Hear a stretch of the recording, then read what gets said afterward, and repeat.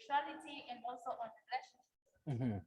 Thank you so much. So just to go on to just asking, because I know at the Youth Friendly Center, we also have different challenges that you guys are going through. So maybe Yusuf, can you just share with us some of the challenges that you guys are going through at the Youth Friendly Center?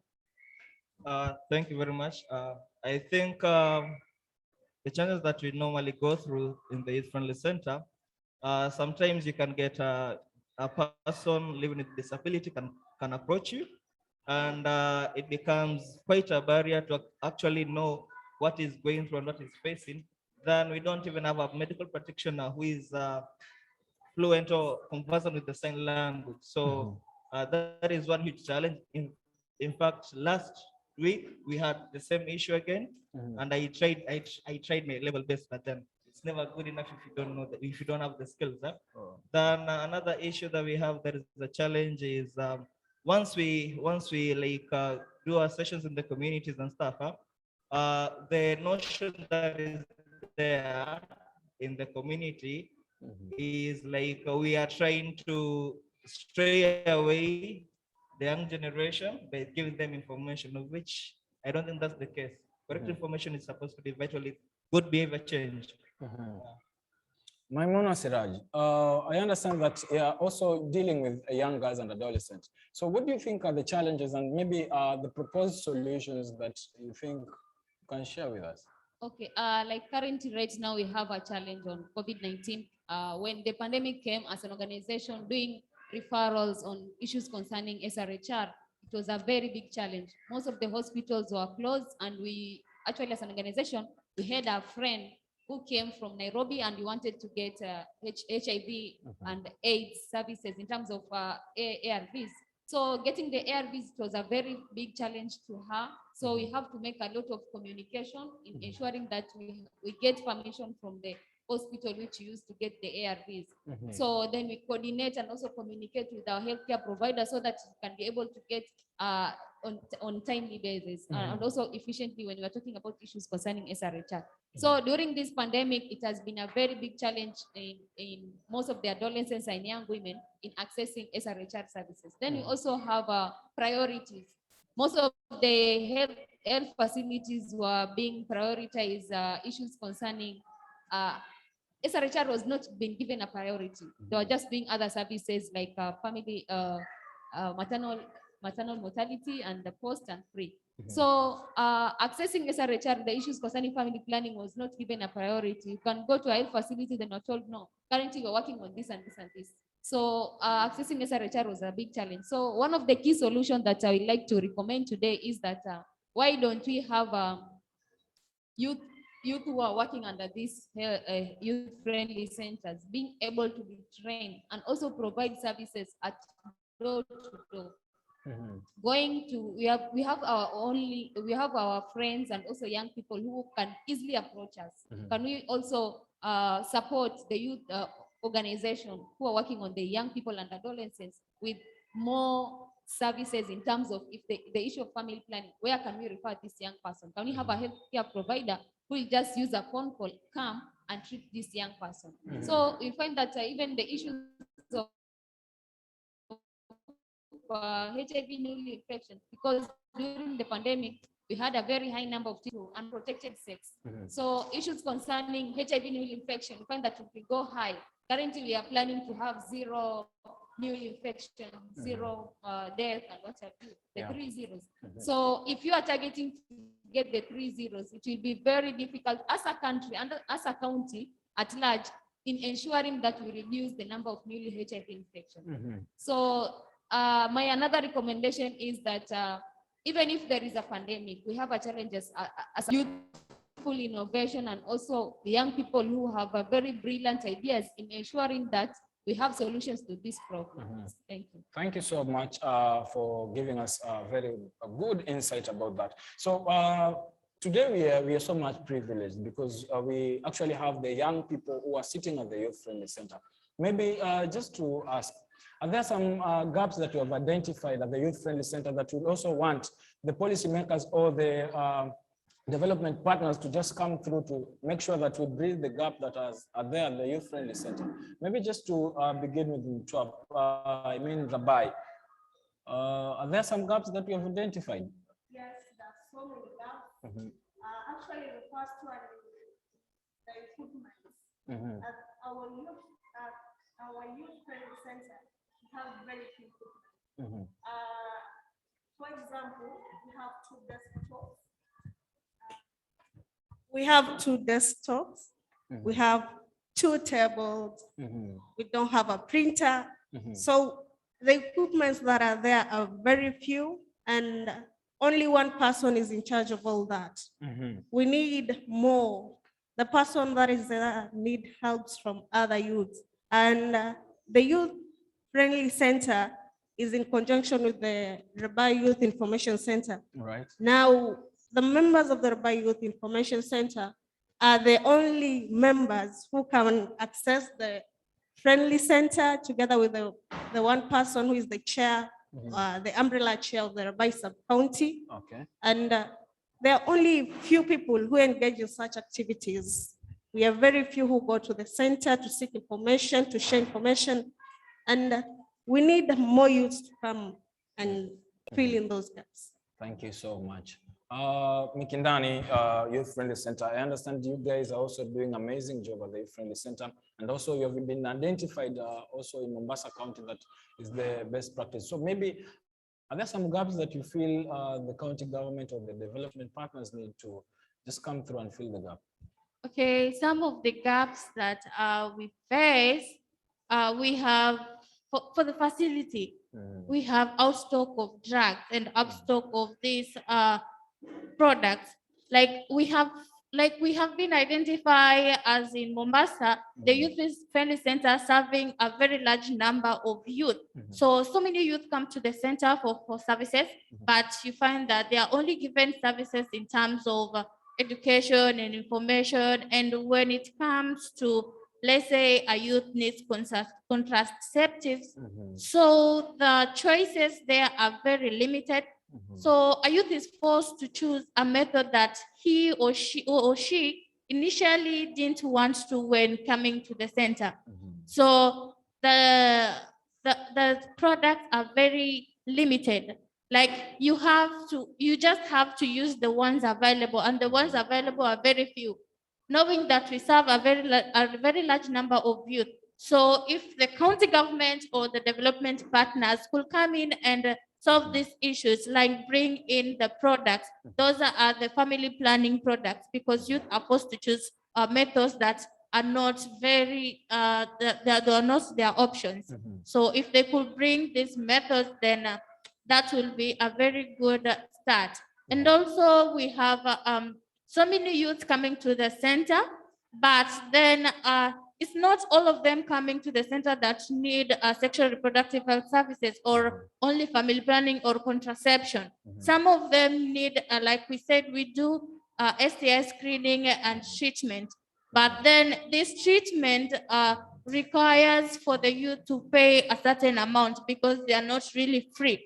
And some of the youth, as we say, most of them are opportunity youth, meaning they cannot afford the drugs, and the drugs they are going for at a higher cost. So that means some of the youth have to go back with their, we as the youth have to go into our pockets and make sure this youth is treated. So that is a challenge. So if the drugs could be sold at a lower cost for the youth, Subsidized price. yeah, subsidized price for the youth, or even be made free, then that will be a very good point, because it is so saddening that a youth has to come to the center and go back with a problem, because if initially they come to get treated or they come to solve their problems, but then going back with the problem brings a very bad picture. It also adds up the problem. Thank you so much, Saumu. So I also want to take this opportunity to acknowledge those who are in Facebook, Facebook and Zoom. I also understand we have Ministry of Youth, Gender and Sport, Ministry of Agriculture. Thank you so much for joining this conversation. So there's also a saying that goes, instead of giving me fish, show me how to fish, right? So at the Youth Friendly Center, what are the center? Thank you for the question. I think the best way, as you said it, the area that we need to be capacity builded upon is proposal writing. because we can mobilize our own resources if we have the actual skill to write a proposal, you know. Right. So we won't be like badging anyone or disturbing anyone all the time. Like, oh, you've not done this for us. It's going to be different. Then we have very many talented youth in a Chopper Friendly Center. Okay. We have different actors, we have different artists, we have different poets. It's a diversity. Diversity. We have dancers. So if they can be build upon their talents, how to market themselves and branding, and how to actually do something, like if we have the actual equipments like cameras, it can be better for us as well. So we can go to the next level. Thank you so much. So well said and done. However much there are so many challenges, but we also have best practices. So Maimuna Siraj, do you think you can share with us some of the best practices that are being had at this youth-friendly center? Number one, I will share with 2 health facilities that I've worked with them. Like here in Mikindani Friendly Center, we have a very good nurses who have been able to approach them and also talking to them on during when we are doing referrals to young people and adolescents. Right. Then we also have like whenever they have any activity at the health facility, they normally contact us and also be able to be on the table, discuss on how best we can do these activities when we're talking about the outreaches. Amazing. Then at the Kongwea dispensary, we also have a very good nurses which we have been approached in terms of now doing referrals. And you'll find that like during that the time of pandemic, it was very easy for us to get the services at the best time. So those are some of the best practices that we have, but I'd also like to just put the county government to advocate for more youth-friendly centers in Mombasa County. Like we find that like the entire Nyali or the larger Kisauni, that is Nyali and Kisauni, don't have this youth-friendly center. Yet we have so many young people in that area. So there is a need on also to have more youth-friendly centers so that young people can be able to get timely, quality, and accessible healthcare services. Thank you. Timely and accessible quality services. What are some of the best practices in Mtwapa, my friend? I would say the best practice in Mtwapa is we have vibrant youth educators that are very, very willing to actually go out there and pass information to the rest of the youths. Yeah. Then we have tried so much to refer fellow peers to the services, and I will say in a scale of 3 to 5, you can say the services are quite friendly. Okay, are there some of the best practices? Yes, of course. Share with us, please. Okay, one of it is that we have very self-driven youth serving at the youth friendly center who go an extra mile of making sure that the youth get services. Now that we live in a cultured society and coming for reproductive health services may seem very uncomfortable for the youth. So the youth that work there make sure they go even an extra mile of doing follow-ups at their homes, doing community outreaches, and through the community outreaches, we get to serve a lot of youth because we have already identified some spaces, like we're working on a project on PrEP, and we have identified spaces in the communities where these youth who feel uncomfortable coming to the facility can access services even still at the comfort of their homes. Satellite spaces. Satellite spaces at their homes. And this has made so many youth receive services, those who do not want to be seen around health facilities looking for those services. So we find so many youth get satisfied by the services. And then we also have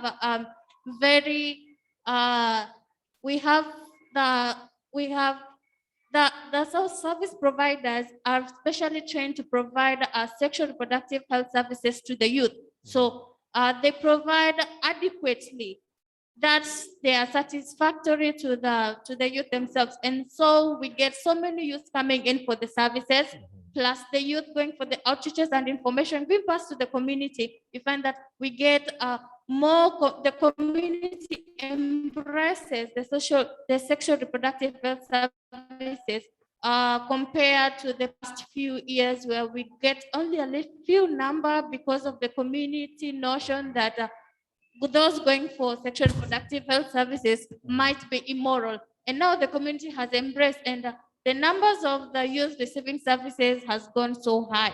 Gone so high, amazing. So in 1 minute, tafadhali, just share with us, because also Rabai is doing amazing job. I understand right now there's also a lot of young people who are coming at the center.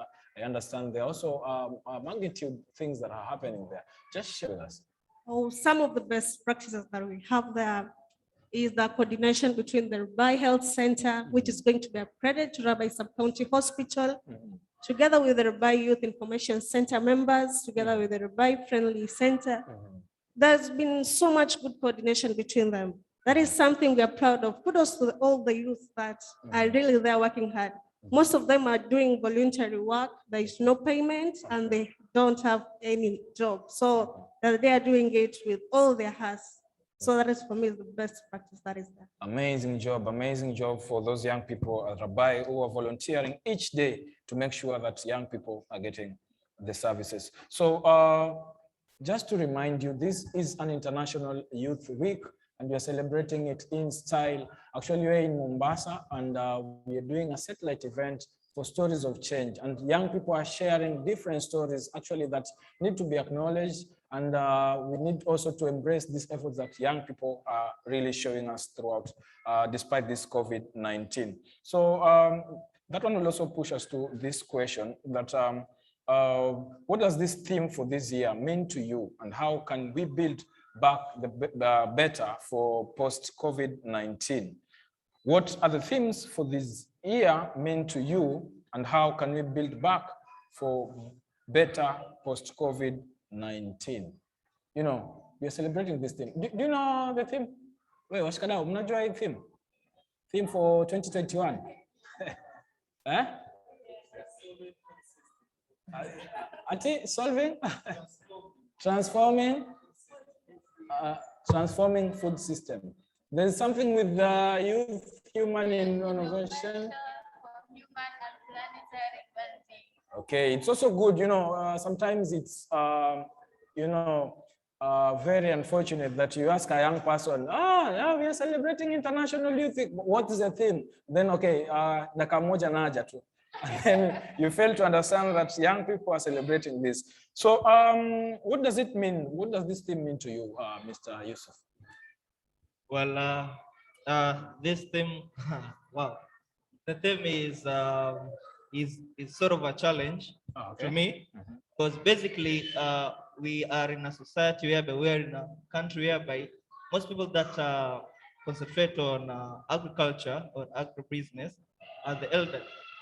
So this meaning that the youth whereby we are in a huge number in our population, and we are the main source of manpower. It's upon us to actually start the agro businesses, even if it's a small venture, and venture in, because the truth is people love to eat to live. So if you can't secure your own food, how about the rest of the future and stuff? So it's a challenge to me and to all the youths actually to actually partake in this thing. Maimuna Siraj. To me, it's like 75% of the Kenyan population are young people. That means their health well-being must be good in terms of now accessing quality food and also timely. We have to take 3 meals per day, some take 2. But when we are not being able to venture in agriculture or understand the importances of agriculture, then we'll not have a productive health youth in the future. So when we are talking the issues of health, and I like that this year theme also talk about health. Okay. How can we also be able to have this young person who is living with HIV and AIDS, being able to get food which has the all balances? When you're talking about nutrition, the food that we have or the food that this young person is taking, is it being in a position whereby this young person can be have a small amount of money and be able to get food at the right time so that she or he can get medication at the best time.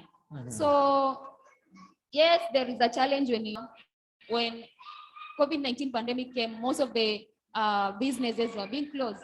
So you will find that the economic system, even in rural and also urban areas, were being affected. Okay. So even the young people who are under medication, or the young people who are using the ARVs, and also young people who are depending on small jobs are also being affected. Okay. But when we as young people venture in agriculture, or just change our mindset and also perspective on the issue of that, most of the people who are doing agriculture are older people. Then we also have our SK showground here in Komani. How can we utilize that spaces so that any person can go there, learn, not just wait for August SK showground. Go there, learn, and also be able to have a mentor. Even in The governor and other people, so that they can exhibit on the issues concerning agribusiness. Okay. Why don't we have youthful, young people just go there, learn on different productive health people or well-being in our society. So those are some of the key issues that I also like to mention. Another thing, post-COVID, we also talk about the president has reintroduced the 4K clubs. How can we also utilize the 4K clubs and also interrogate the 4K clubs plus the SRHR? Okay. And the health is very important for any person in this life. So I think up to there we'll be in a position to say that our youth in Kenya are very strong and very active, even when it comes to the matter of engaging the policymakers or doing their own activities. We have a very productive young persons. Yes. Amazing. Is there anything I'm leaving out? Is there similar? So that one brings me to the next question. How can youths participate in sector conversation and play a role in this? Well, talking of youth innovation for human and planetary well-being, with the world population expected to rise by 2 billion in the next 30 years, so that means there is a need for a larger production, a production of a larger volume of food. And this, to me, does not only mean a production of larger volume of food, but healthier food. So the youth can come in now that the youth make up the largest percentage of the population. So the youth come in the means of production of food. The youth have innovative ways of doing this, the agriculture, because we have seen some of even the youth doing agriculture in their balconies, and they produce food from them. But then they just do it without the knowledge.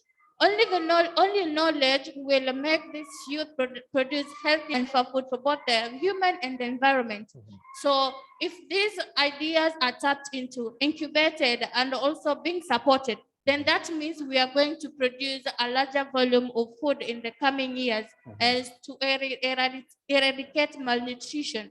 So the youth have to be shared knowledge and information, capacity built on safer ways of planting, and also safer ways of harvesting, and also production of food in general. So if these youth who are doing amazing jobs in terms of food production in small scale, if only they could be provided support and also being taught on the safer means to produce healthier food, then that means we are not going to suffer malnutrition. We're not going to suffer from hunger, because also the goals of 2030 talk of eradicating hunger. So if only the youth can be supported, because I know the youth are so innovative and the youth have the zeal to do it, but only need a little support. So if the government can come in and provide the necessary resources, provide capacity building, then we are sure of getting a planet where we have zero hunger and also zero malnutrition. Amazing, amazing. As you've heard, the youths or the young people have shared incredibly good stories that are geared towards change, and you're told that be the change you want to see and take responsibility. Just because of time, I know we are not coming at the end of this conversation. Remember that we are live on Facebook. You can continue sharing with us. You can also write the hashtag International Youth Week, hashtag Youth May Plan KE. Just continue the conversation. Those who are also joining us on the Zoom, we have also a panel 2 discussion that we're also going to have different stakeholders that are also going to share with us their stories. So just to end this, I want you to give a parting shot to the county and the development partners who are listening right now, and those who are also watching you back at the social media. Parting shot to the county government and the development partners. Yes, thank you so much. The youth should get one thing clear. Agriculture is not about crop production. There is rearing of animals. These animals include chicken, cows, the animals yani, that give us zingine zinatupea maziwa, others give us meat. So the youth should understand that it's not all about crop production. And back in Rabai, thanks to the sub-chief of Rabai Kisurutini, just on 12 youth were given information that they should join in groups of not so many people so that they can go get education on how to rear chicken, the benefits and all that. So these things, I think youth should be motivated to do such things. And the motivation is that the youth keep going. They get the motivation, they feel they're not left out. Since many things are being given to the older people, they're not being considered. Now through this, the youth are being considered. It's just they need to move. They need to make that step and do more than what they think they can do. So as you've heard, you need to make a step and do more. Thank you so much. Thank you so much, Esther. Okay, for me, I will go to the development partners and the county government. The youth can be a positive force for development, but only if provided the knowledge and opportunities that they need to thrive.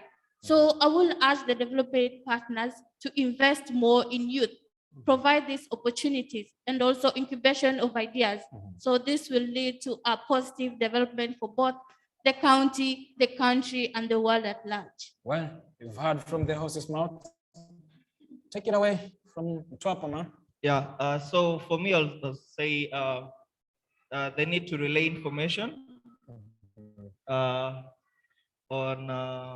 agribusiness. Then they also need to ensure produce. Then they also need vocational training on how they can rear, let's say, cattle. Yeah. Then also they also need to make sure that they get the financial support that there is for any business to start. There must be capital and stuff. Thank you. We have, last but not least, you have Maimuna Siraj.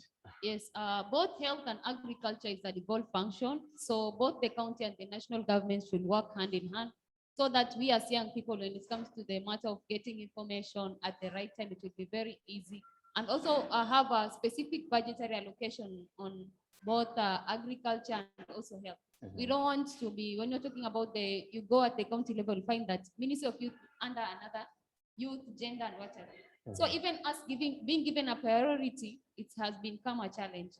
So I think it's high time it's high time for both the county and the national government to meaningfully engage us in these activities and also being able to provide the opportunities on issues concerning agriculture and also health. Then under the development partners, I say that we have other organizations which are working on agriculture and also in ensuring that we are food secure. So it's high time also to them to engage the young people, to put the young people on the table so that we can be able to have a goal of zero hunger. Then we also have the issue media. Media should be now on the forefront in ensuring that we are getting information. We are all on social media, print. Some of us are using the print, getting information under the print media and also mainstream media. So how can we also have a specific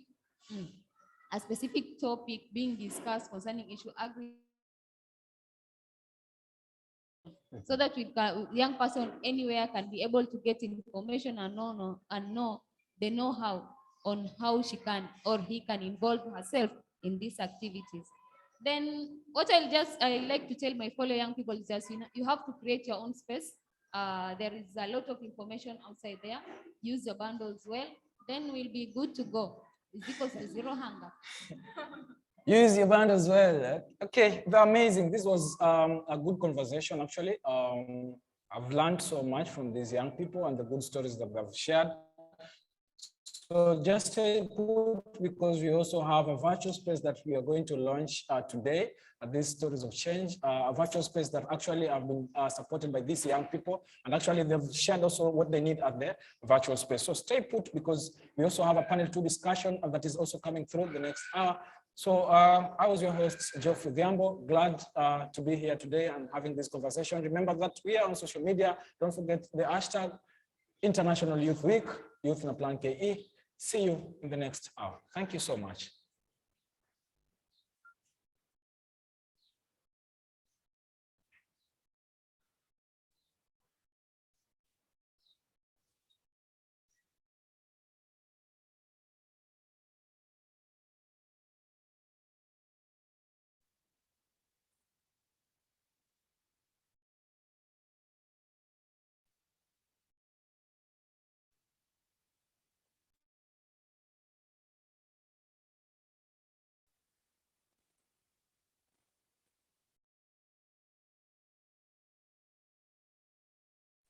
Hello.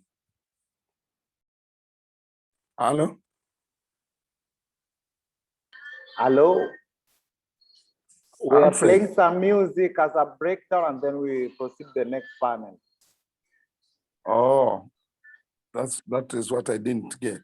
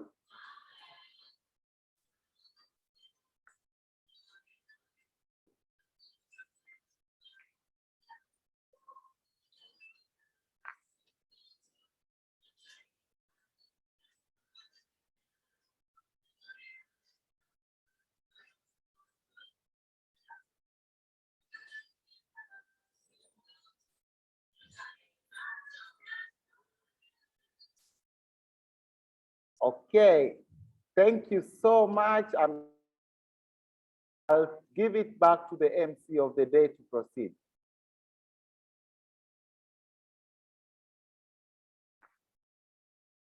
Well, thank you very much. Thank you very much. Well, thank you very much. Thank you very much, the panelists and the moderator, Mr. JP Jakababa, for a very educative session. We have learned a lot, and it's International Youth World.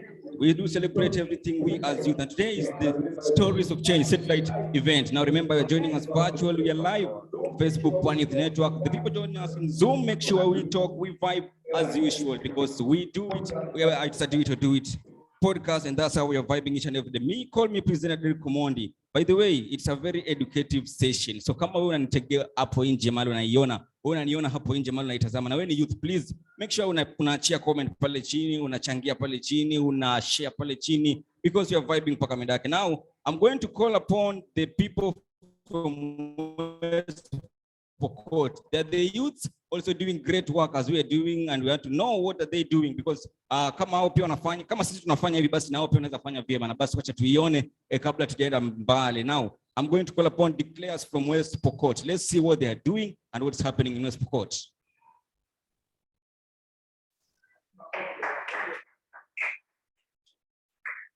So,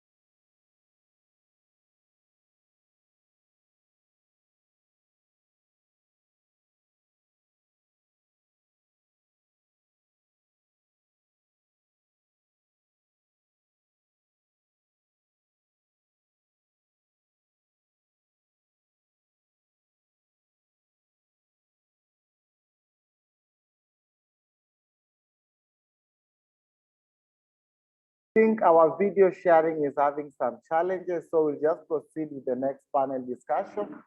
And I'll welcome Derek to welcome the next panel discussion. Thank you very much, the technical team. I really appreciate it. Now we're going to the second discussion as usual. You say it's a Stories of Change satellite event. You want to join us? Please make sure you be with us live, Facebook Pan Youth Network. We are live and we're doing it as usual. And also you can follow us on all our social media platforms, Instagram. Let's talk, let's vibe this beautiful day. It's a Saturday. We know it's a weekend, but let's be together as youth. Now I'm going to call upon the second panelist, the second team.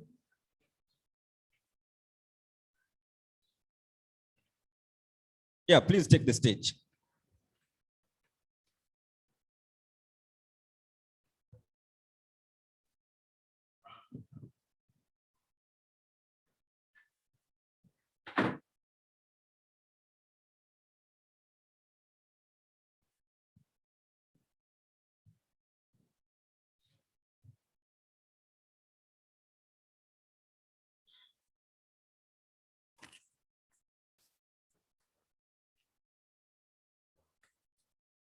IT.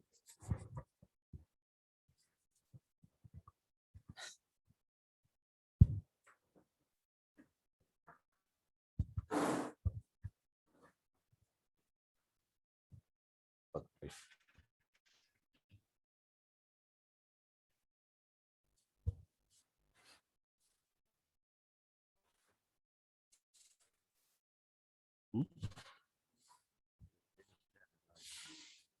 Nitakuwa live pia.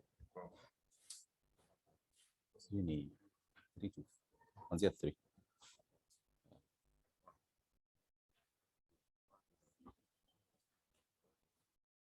Si tuende baada ya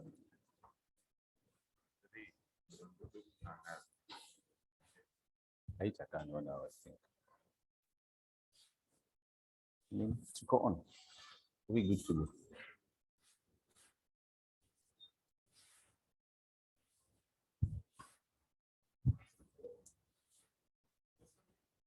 We continue. All right. All right. Good morning. Good morning. Welcome back to our second panel. My name is Masika Mwinyi from Declares, Kenya. I will be your moderator today. Now, before I introduce my panelists, remember we are live on Facebook as a Pan Youth Network. And of course, keep the conversations going. And of course, remember to use the hashtag International Youth Week and of course the hashtag Youth in a Plan KE. All right. About time, I want to introduce my panelists. I think I'll start from my left. And of course, we are also having other panelists who are joining us through the Zoom. We'll also get to know who they are. Good morning, ladies and gentlemen. My name is Gaetano Mganda, and at the moment I'm the SRHR and Gender Coordinator at Dream Achievers Youth Organization. Thank you, and I'm glad to be here. Okay, so good morning, everyone. I'm Stephen Kibindio, and I work with a youth-led organization in Kilifi County called Safe Community Youth Initiative. And I coordinate SLALE on FPRH project, which is basically strengthening young leaders on family planning and reproductive health advocacy. So thank you for having me in this panel. All right, thank you so much. Others joining us are Jacqueline Oweru from Leadership for Impact. Then we have Gloria Anderson from Gloria Bandelo Fellow. Right away, right now, without forgetting James Ndungu from Global Opportunity Youth Network. You're also joining us virtually. All right. So welcome back. Like I said, my name is Masika Mwenyi, and of course, this is also integrated through Facebook Live. Others can also follow us through, and make sure you give your comments using the hashtag Youth na Plan KE, and of course International Youth Week. So basically, I know Kibindio and of course Gaetano have been doing advocacy work, and of course since the COVID-19 pandemic hit the country, I know most of our work have been affected. So basically, I'll go straight. Let us know how COVID-19 has affected the advocacy landscape in whatever area you're doing.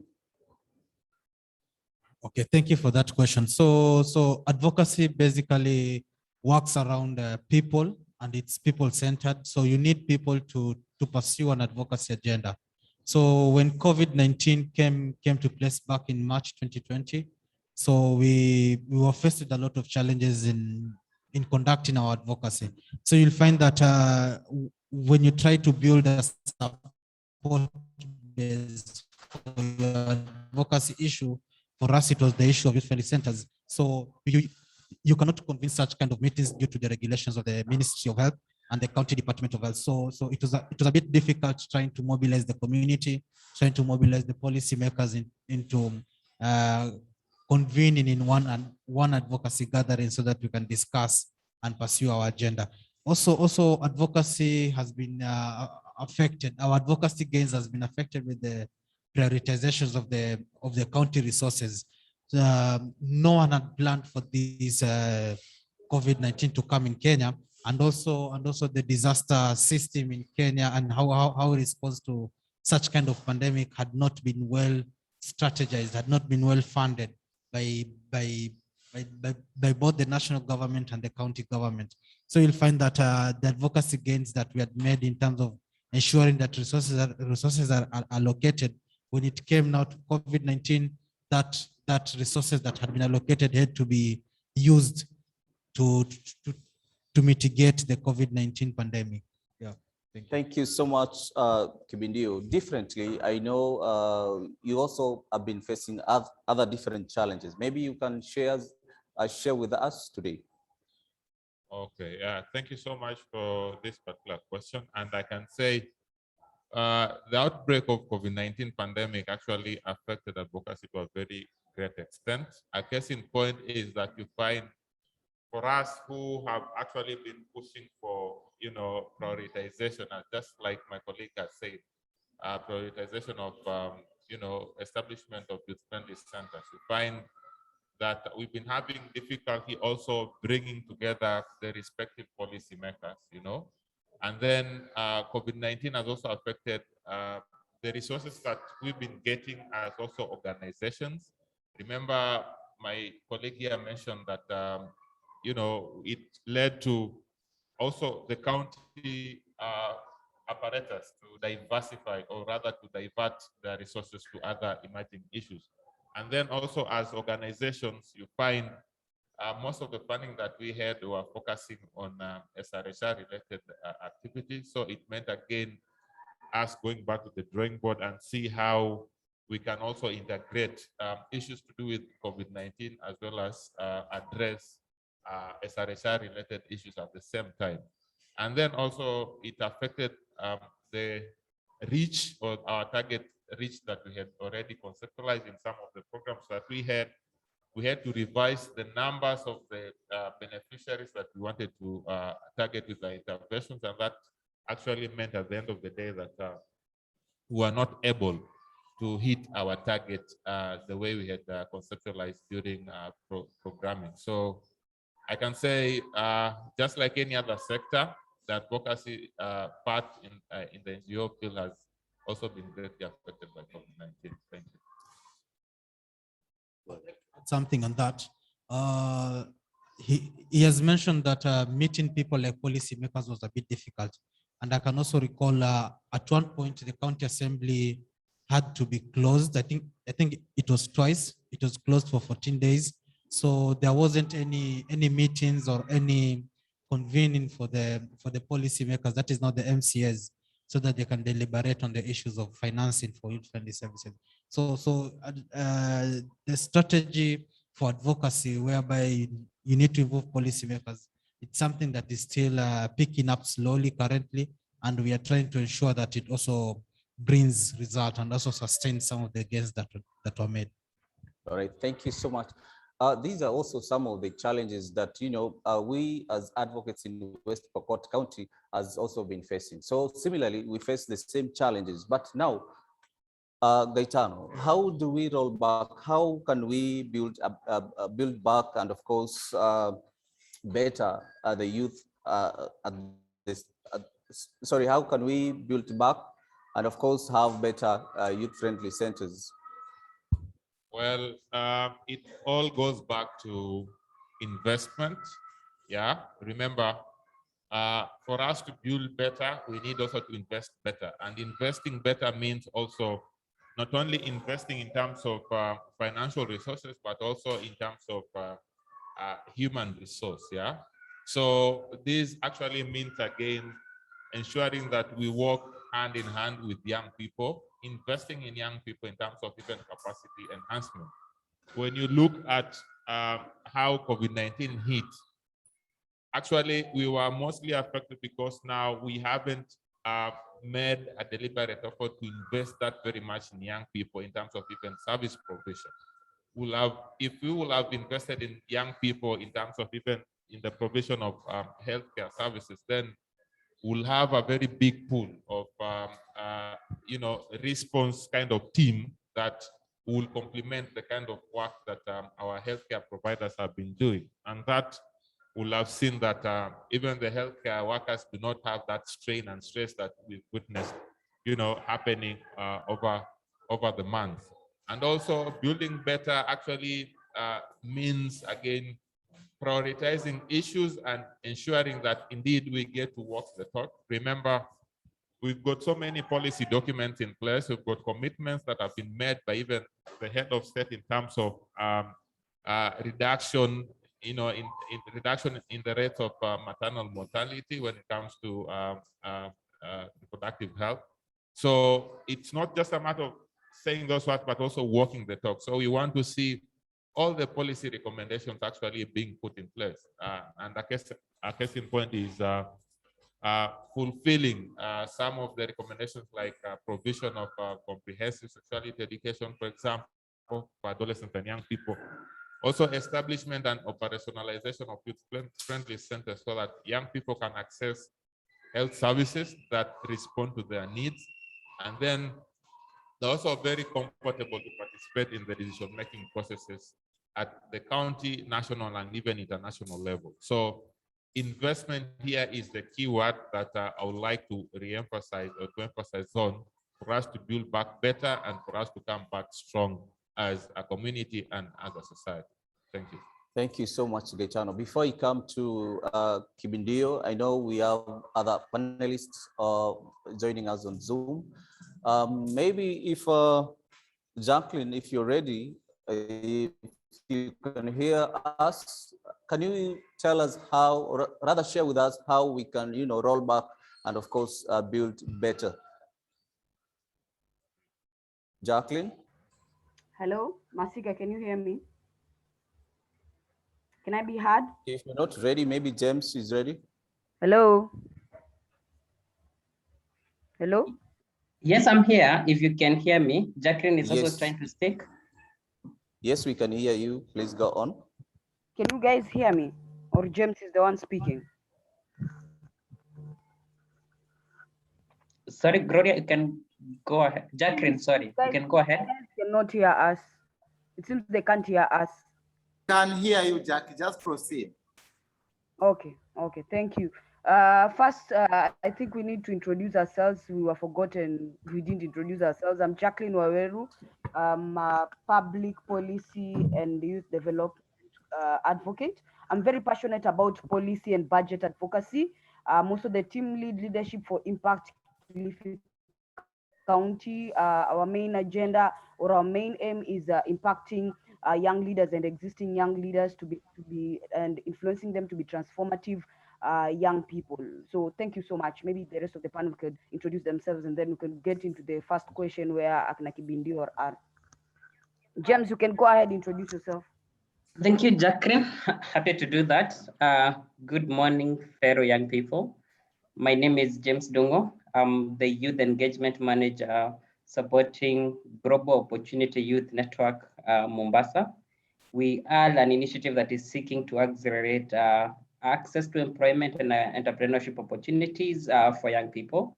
Generally, you can call them economic opportunities for young people.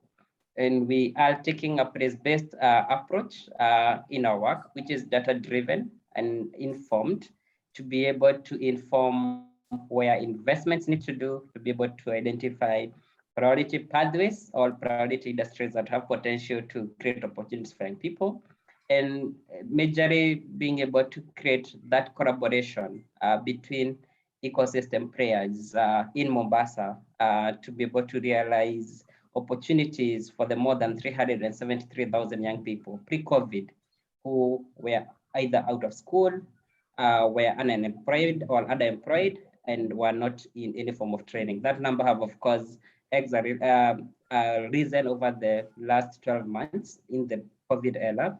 And we're talking about the volumes of almost 400 young people out of a population of just 500 plus young people. As I mentioned, we are a global initiative. That means we have other communities that are implementing this initiative. Currently in around 7 communities in South Africa, we in Senegal, Sao Paulo, we in Colombia, and we have 2 communities in India. So glad to be part of this conversation and looking forward to the deliberations. Thank you.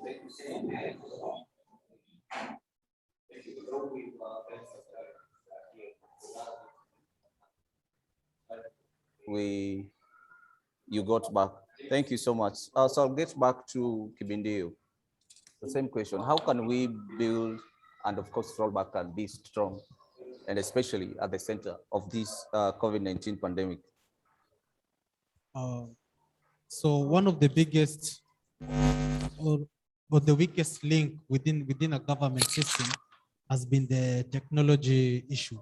And that is right from the national government across all the institutions within the country, be it judiciary, be it health sector, be it youth institutions.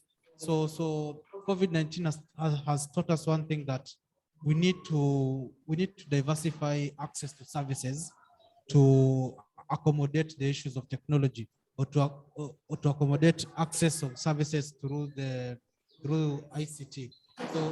So for youth-friendly centers to thrive, we need to see county governments and the national government investing in technology, investing in providing services to young people through the virtual means. And I'm glad that Pony Youth Network and Connect Network is launching its own website, and that is one of the boosts of ensuring that young people access services at their comfort space. Be it that is now the most confidential space, that is not the website.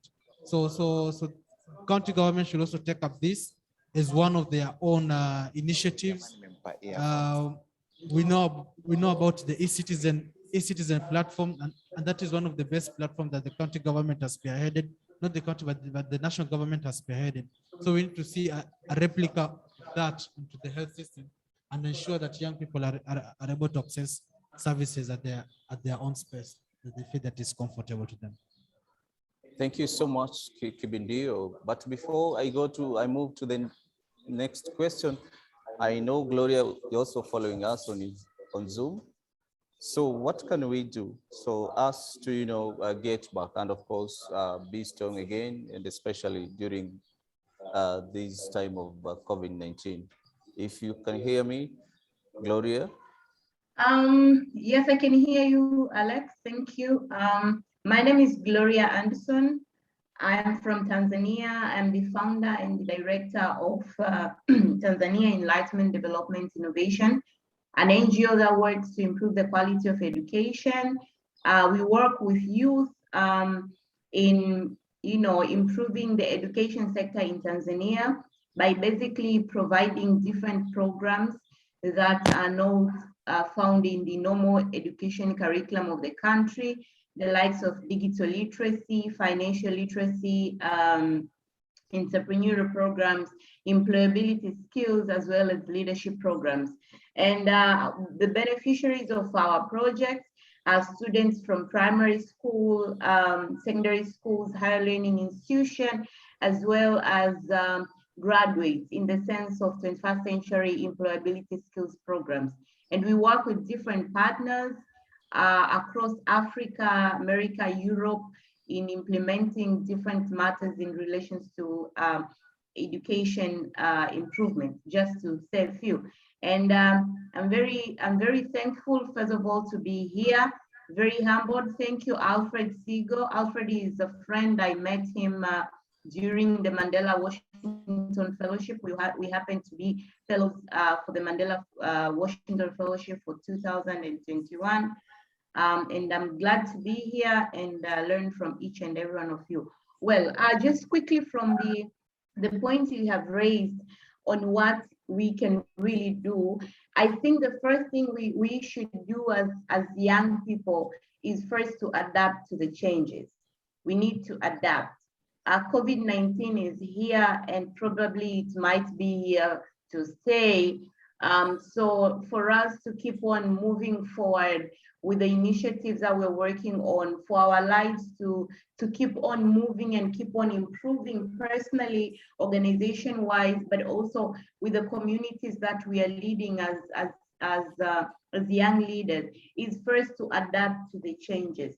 For instance, I will speak much in the sense of educations and trainings. I've heard most of the presentations that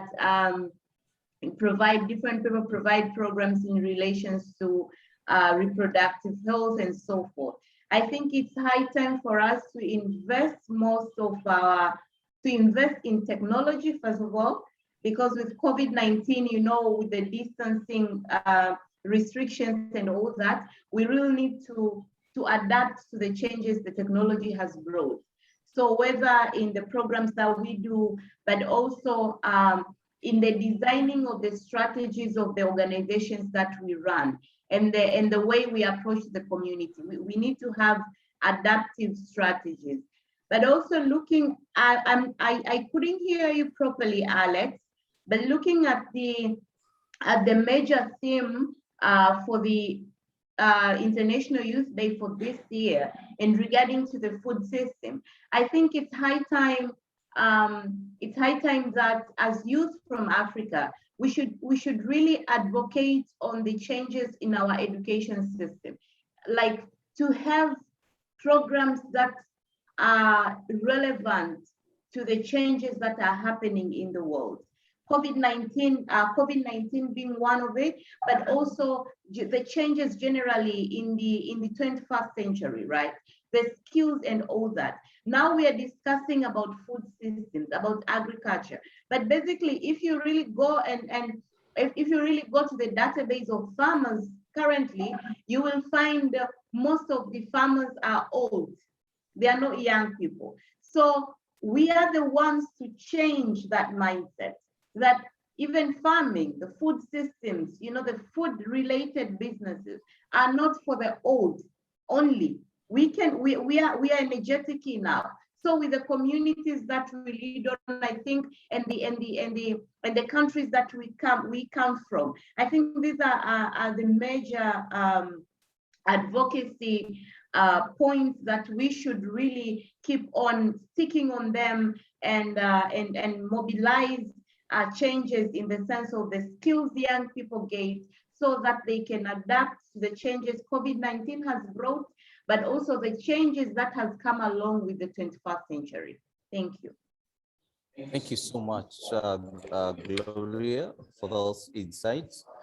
You're saying we need to actually sort of have adaptive measures or strategies. The same way we actually shifted to, you know, digital advocacy, the government should also have measures or other adaptive measures where, you know, still at the center of COVID-19, SRH information and services can still be provided to young people. Remember, we are celebrating the International Youth Week 2021. And of course, we are celebrating it in style. We are doing Stories of Change satellite live from Mombasa. And of course, others are also following on Facebook and others are also joining on Zoom. All right, keep the hashtag. But before that, I had a question. My question today is, what is your ideal youth-friendly center? All right, at One Youth Network on Twitter, at One Youth Network on Facebook, and of course, keep the hashtag Youth in a Plan KE or Youth International Youth Week. So basically, Kibindio, as we celebrate International Youth Week 2021, what is the takeaway message to the young people? Yeah, so my takeaway message. Mambo kidogo hapo. Nitasummarize yani. Chapa what we discussed first stage, second stage, usongea na Kiswahili. Utamkaribisha. Utamkaribisha. To say that they hold our interest at heart 100% will be lying. And unless we are there to push for things that we feel needs to be done now, then they won't be done. I'll give an example of Vision 2030. Vision 2030 can happen today if we act. But if we want to wait until Vision 2030, until we reach 2030, then whatever is stated in the vision for it to take place, then we are going to lack whatever we need right now. So we can make that Vision 2030 today. We can make it tomorrow. We can make it on Monday. It's up to us as young people to work together, to stop sitting back and take on the driver's seat and ensure that whatever we need is being actualized by the relevant government agencies. Thank you so much, Kibindio. Thank you so much, Kibindio. All right. Gaetano, I know you have interacted with young people. Now and of course you were here when they were, you know, trying to share their challenges. So what message can you, give to these young people? Thank you so much. And my message to the young people is simply one, believe in yourself, because when you believe in yourself, then the rest of the world will also believe in you. So believe in your capacity to deliver, believe in your opinions to be the right opinions, believe also in your own ideas that at the end of the day, if you put in work, it will work. Because if you don't believe in yourself, then it will be hard for you to also convince other people to believe in whatever ideas that you want to share with them. So believe in yourself, and the future is youth. Thank you so much.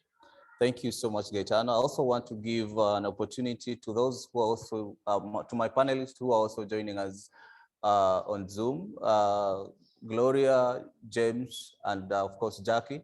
Whoever is ready, you can go ahead. Thank you. Maybe I can start, and I won't go to. I know the panelists that have shared a lot, allowed how advocacy has really affected the scope in the youth space, and we all have to agree that I mean, COVID, in as much as has been a challenge to us, it's also an opportunity for us to be able to do better. I mean, it's been a learning process for all of us. But at the same time, if you look at how we used to do advocacy in the past, we would have meetings, we would have engage our stakeholders in a room. All that has changed now. And we also need to be able to start innovating in ways to ensure that our voices or our issues still remain to be a priority.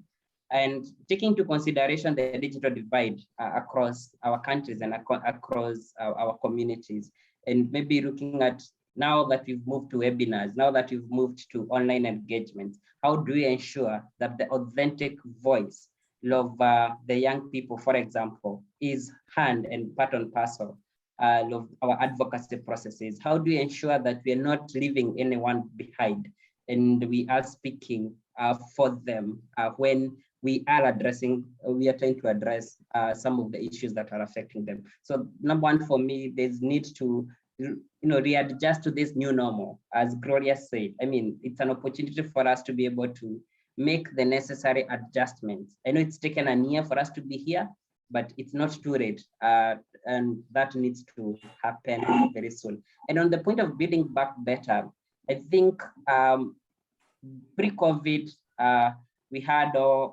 this conversation around what meaningful youth engagement should look like. It's been an ongoing conversation for years now. But I think one of the key things that if we are to build back better is we need to make young people or acknowledge young people as equal stakeholders in their own development.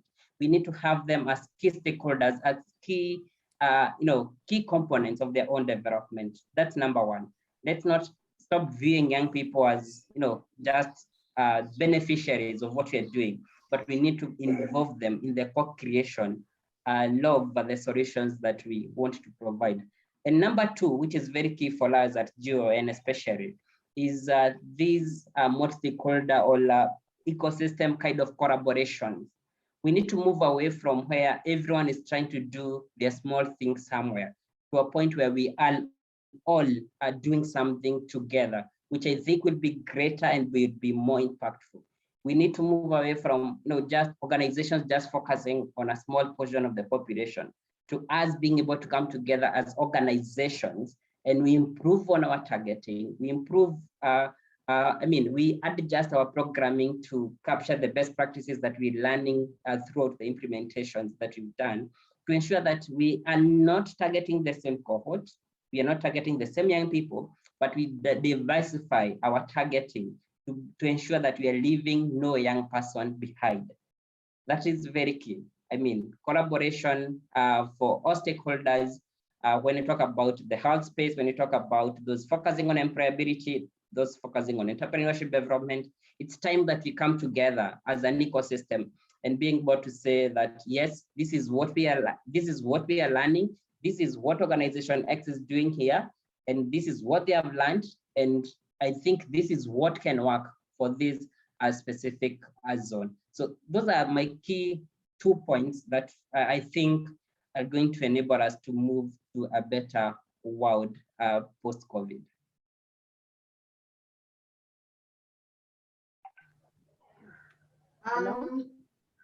Okay. It's okay, Gloria, go ahead and then I'll go last. Okay, thank you, Jacqueline. I've realized that I've missed most of the introductions. So if you won't mind, guys, Gloria, I'll share my... I see you trying to speak, but we cannot hear you. Can you hear me now? Am I Gloria? heard? Yes, we can you hear me? Yes, we can. Okay, thank you. All right, so my advice, I would say, to the youth around, we are all young, right? I think that the best thing that I normally advise myself, and I would also like to advise everyone out there, is that we are energetic enough and we have the power and we have the resources within us and around us to change Africa into the way we want it to be. And therefore, what is needed from us basically is the action. We may not have every resource like so quickly, because if you ask youth-led organization leaders, they would say we do not have enough funds maybe to run some certain activities that would really bring some certain development in our communities. But I would say that it starts from the doing. So we should not stop doing, we should not stop putting our ideas into action, regardless of the environment and the difficulties that we will be facing or we are facing as young African leaders or as young Africans. So this goes to students in the universities, whether in secondary schools, whether the ones who are graduates, they've completed their maybe first degree, they do not see any maybe job opportunity out there. You should not just sit down. Try to work out your dreams. Some weeks back, I had an employability skills program, which was a bit of Pan-African because it included most of the graduates from different countries. Nigeria, we had some representatives from Kenya as well, and Tanzania and South Africa.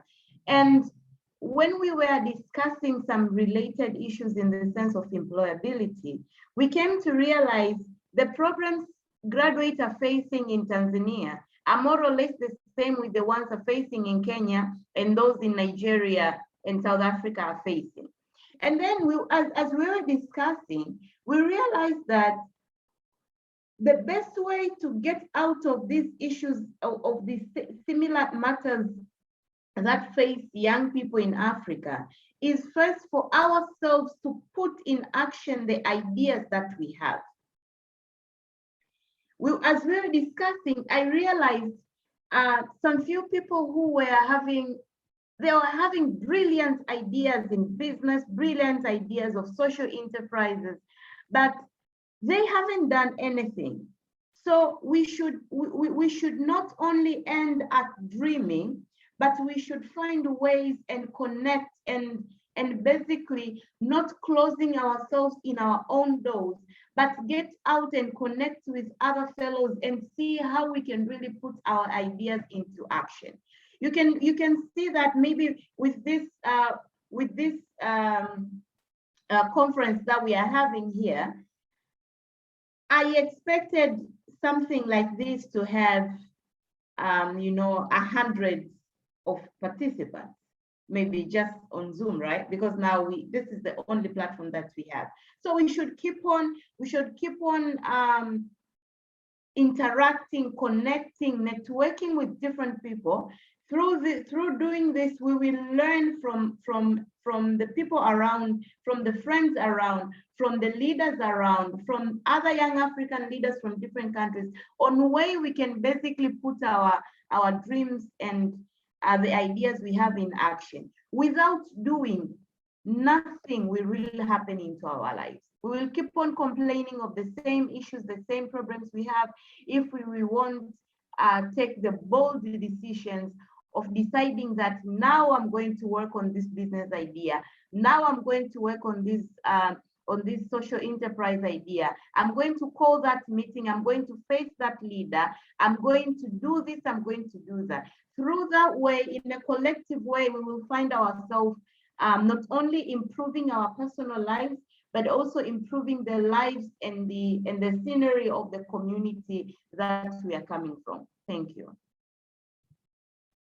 Thank you, Gloria. So I think I'm going to go next. A lot has been said, and I think from the question one that has been discussed by Kivindio and Gaetano from the advocacy landscape work, I think a lot has been discussed on how our advocacy interventions were affected. But for me, currently, I want to speak about how even the funding was affected. I think from what Gloria has spoken, there's a lot of surveys that have been done when COVID hit us. And I think from one great survey, that is the Advocacy Accelerator, and I would like to urge all of us to go on that platform and read the report that was done. And I think from that report, I can refer as to 84% of most of the advocates reported that their advocacy funding had been affected in one way or another. And 66% of them actually had to redirect their funding, that they had already come up with advocacy strategy, and they had now to redirect that funding to other advocacy key issues that were affecting COVID. And I think this affected most youth-led organizations that are doing advocacy and even advocates. And I think even 5% also got a reduction of their funding. And I think this is the biggest issue that is going on right now and currently, that most youth-led organizations are facing, and even advocates, individual advocates are facing currently when they are doing the advocacy work. And something else that I would like to speak about now, even touching on the theme of this International Youth Week that has been going on concerning food security. I think as young people, we also need to now re-strategize and think about getting out of the box in terms of most of us are doing, I think from the report, it stated that 58% of us are conducting SRHR and health advocacy. And I think it is for us to now get into spaces like in peace and security and food security. And from that report, it stated that only less than 10% of the advocacy innovations and strategies that are being done in terms of food security.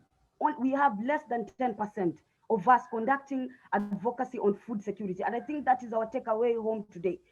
Most of us, even in terms of advocacy, in terms of intervention, in terms of even farming, most of young people currently, we're not doing a lot on agriculture and engaging in food security and issues of even nutrition. And I think as we're speaking about SRHR and health, we cannot conduct SRHR and even speak about family planning if people are not healthy, people are not eating well, people are not, we're not checking on the nutritional value. As an advocate, as Jackie, as much as I'll make noise outside, but at the end of the day, I need to come back home and eat good food so that I can get the energy to go back and speak to our policy makers. So I think that is one of my call to action to us as young people, and also now for the donors that we have and even the partners that we have who are funding us. I think that we need to also think about the strategies and even re-strategize. Most of the young people right now have gone into doing webinars, online engagement, but also we have a very small number, 54% of us are the ones who are being able to get into the new normal. That is the webinars and the online engagement. But we are losing the other around 40%. We have 40% of young people who have been doing advocacy, but right now they're not engaging anymore. And some of them have had to look for other interventions to do because then they do not have the capacity to get online. They do not have the equipment. I think one of the young person speaking from the youth-friendly centers was complaining that they only have 2 machines, two laptops. So I think we also need to see on how we can be able to capacity build most of our young people to get into the online spaces, to get into the online advocacy, and even train some of them. And I think this we can do it peer to peer. Most of our youth-led organizations like PWN right now, they are able to do podcasts. Maybe they can also now give skills to the other young people who can be able to tap in, because as you know, advocacy needs numbers. So the more we have more young people getting into the new normal and speaking online, we can be able now to work together and get more targets and get more interventions. Now, as my parting shot, because I know we've gone, even the moderator's gone to the parting shot. For my parting shot, I know currently as a country, our country has started leveraging more on innovation. And as young people, we have the potential to solve several issues that are facing farmers and even are facing our food security. And it is critical for us as young people to engage and empower and embrace agriculture and nutrition. So for me, I feel that this is a start. of a discussion, and this should not stop here from this International Youth Week that we have had. We have really ignited a lot of fire speaking about agriculture and food and security. I think we all need to continue with this discussion and bring on board government, because I feel like even through innovation, there's a lot of things that we can do in the digital revolution that is going on in Africa and even in Kenya. So I think we can engage in digital platforms in terms of social media, apps, robotics, IoT, and even artificial intelligence. So this is an area where we can be able to encourage more young people to get into, and so that we can be able to participate more into food security and even more of the key issues that we are not addressing. And for us as young people, I think I would like to call a challenge, or even for me as Jackie, this discussion, this year's theme has really challenged me as a youth advocate to see as to how can we tap into food security as an advocacy strategy and an advocacy topic. And for me, I feel there's someone who talked this week, and a young person, and he said, it's time that we stop thinking out of the box. Let's get rid of this box. Let's talk without this box. So that means some of us can even start tapping into advocacy in terms of food security and agribusiness. Let's see how we can create the same effort, the same strength that we have been doing in SRHR and health. Let's take it now to the other topics that are surrounding us. Thank you so much. All right, thank you. Let us leave no one behind, all right? Let us see how we cascade down all the information that we get, and of course, try to capacity build all other young people so that the other 40% is not left out. We are coming to an end of our panel any minute from now, but before that, I want to pick a question or two from my 16 or 17 participants on Zoom, and of course the hybrid participant. I will pick a question or two if there is, so that we can close, or rather come to an end of our second panel. I'll start from our the participants on a Zoom. Anyone with a question? I can see there's Judy Blackie, there's John, Jeffrey Kings. I can see Paul Mnangat. So anyone with a question, you can go ahead and ask a question to my panel.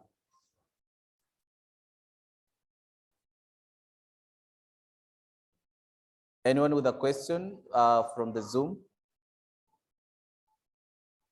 All right, maybe to our hybrid participant, is anyone, or does anyone have any question to these panelists?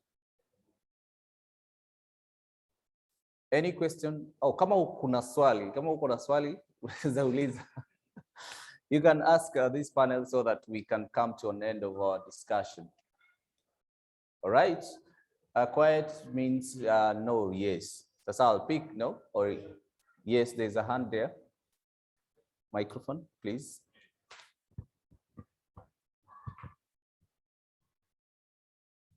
Yes, thank you so much. It's been a great discussion. My question is now to the panelists. Is there anything that is or an activity that is happening on the ground to actually bring the youths together to maybe come up with some entrepreneurship projects, or like to sustain them, especially in this COVID time? Is there anything like trainings on business, entrepreneurship, or any projects that are about to kickstart for the people on the ground? Thank you. Thank you. Thank you. I want to pick a channel to respond to that question. And if you have anything, Kibindio, you can also still respond. Then we come to an end of our discussion. Okay. Thank you so much for that question. And yes, there's a lot of stuff that is happening around empowering young people, you know, on issues to do with economic sustainability as well as livelihood. A case in point is that back at Dream Achievers Organization, we've been actually running a capacity enhancement in areas to do with entrepreneurship and financial skills for young people. And in this particular project, actually, we targeted young people whose businesses had been impacted negatively by the pandemic. So we took them through a one-week training in financial literacy as well as entrepreneurship. After that, they're able to come up with a business plan on how to revive their businesses. And after submitting the business plans, we actually analyzed them, and some of them were successful in getting access to small seed funds to actually kickstart or even to expand their businesses, as a result of the COVID-19 pandemic. But apart from us, I believe there's a lot that is happening. For those of us who are very keen on following what's happening in the media, the government has also been running a program called Ajira, and it's a digital kind of based program where young people are trained on virtual work, specifically virtual work. So the good thing with the pandemic is also it opened our eyes to understand that we not only need to depend on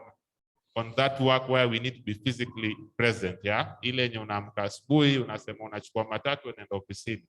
So on the opposite of that, we have the virtual working space, and the government of Kenya has been spearheading this particular program where you register and then you are taken through a series of trainings on how to leverage yourself to work virtually. So there are a couple of jobs that you can also do virtually. And then after that, you are connected with a mentor who actually gets to work with you throughout the process, so that at the end of the day, he or she makes sure that you have a virtual account that is up and running, and that you are able to attract, or for lack of a better term, you're able to attract clients, and at the end of the day, you're able to pay to get paid for these services. The only challenge when it comes to some of these programs is, and that's why I was saying earlier on, that we as young people need actually to believe in ourselves. We need to believe in everything that we want to do and accomplish in life. So the only challenge with this, or rather with some of these programs, is that you'll find information or dissemination of information around this program is actually a very big challenge. Remember, like the digital program, you'll find only urban youth are able to access this particular program. But what about the rural youth who don't have access to digital devices? They don't have access to the internet, yeah? So that's the other challenge that also makes not every young people be part of the process, and as well, limited resources. And the other challenge I've seen with some of these programs is that it requires young people to be in groups, yeah? For you to access funds, you need to be in groups of maybe 3 or 4 thereabout. So the other challenge is that when it comes to that grouping, not very many people do well in groups, yeah? Or you find a group of young people accessing funds, and then after they've gotten all of the funds, kila mtu anajigawa yake, and then people just disappear into thin air. So challenge, as much as there's challenge on the side of the stakeholders, also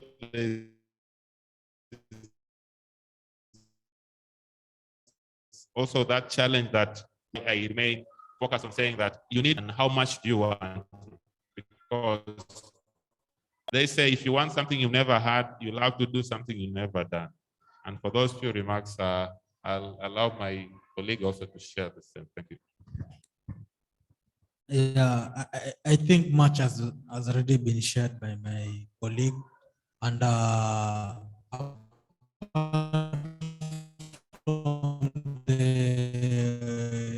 organizational or the aim for these international youth week, there are programs around agriculture that are ongoing in Kilifi County, and the program is on a NARIC program, that is the National Agricultural Rural Inclusive Growth Project, and it mainly targets some specific sub-counties within the county with a specific area for value chain addition.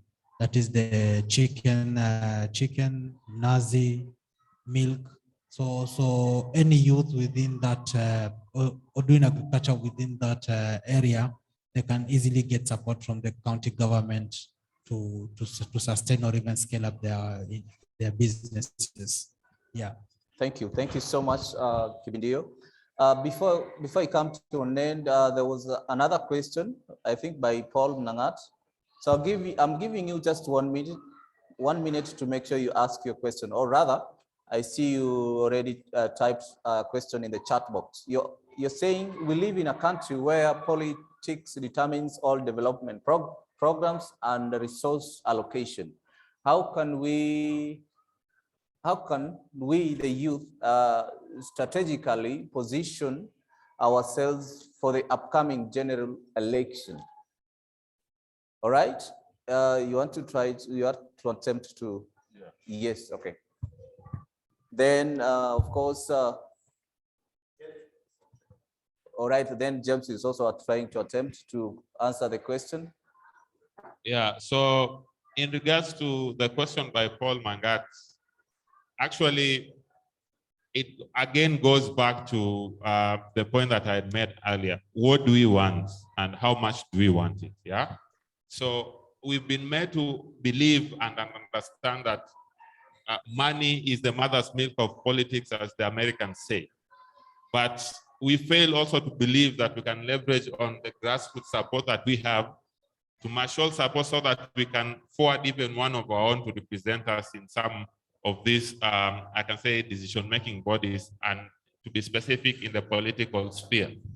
Because if we do not have one of our own, even people of our own who can speak about our issues and the way they can relate to them, then we can't expect those who do not relate to the issues that we face as young people actually voice our needs and fight for them. So we need to believe in ourselves, in our ability to also lead. We need to believe in our ability to come up with policies and legislations that will take this country forward. So I'll start by challenging us young people to also support one of our own. Most of the time we are hoodwinked with money and goodies from the moneyed politicians, and then we just lose focus. Yeah, so we need to remain focused. We need to champion for our own cause, and we need also fight for ourselves. We want to be fought for. We no longer want to be spoken for. We no longer want to be taken care of. We want to take care of things ourselves. So let us go for those political seats. Let us voice our needs, and let us support our young people when they vie for these political positions. Thank you. Thank you so much, Gaetano. For the interest of time, I just want to read through what James was trying to say, the message. The message for James. Yes, please. All right. James is saying, trying to respond to Pablo's, or rather Paul's question. Very good question. In the words of Miguna, we need young people to mobilize, organize, and meaningfully engage with policymakers and the politicians. We need to present ourselves as strategic partners and not more of a crowd for public meetings. Then, of course, Jacqueline also say, I agree with Gaetano. Then lastly, not lastly, but Judy is also saying, what are some of the participatory opportunities that adolescents have at their disposal to influence policy-making process? I'll come to that question, but yes, we know how peoples of faith work, especially the Muslims. Access to fund from government comes with the interest of Muslims. Muslims respect their rights, their tenants, hence shying away from such fund. How do we build synergy and advocates for all inclusive funds? So there's a question for all inclusive funds. How do we build synergies? Then there is another question of adolescents participatory. All right, so I'm picking Gloria to respond for that question of participatory. Then of course, how do we build synergies will be responded by Jackie Waweru. So in a minute or two, please go ahead, Gloria. Thank you, Alex. Well, I wanted to share something to answer the question in relations to politics and influence in policy making. It's high time that we push away our fears into engaging ourselves in political systems of our country. This is very important because otherwise we will we will keep on complaining of issues that are also in the capacity of our thinking to be done. So I think it's high time that we engage ourselves into the political systems. Myself, I've been fearing a lot about the political space. But last year in the election of our country, I told myself, like, Gloria, no. The education policies, the education style I want to be implemented in Tanzania may not happen if I'm not going to be in the system. So I really closed my eyes and gave myself all that confidence. And then I went for the member of parliament seats. And in my region, for the NGO representative, you know, I was lucky enough to become the second. Okay, I couldn't make it to the parliament, but at least I tried and became the second. So what could have happened if I would have started the journey way back? So we should not fear. And from that, from engaging myself into the election, I really got a lot of connections to the government.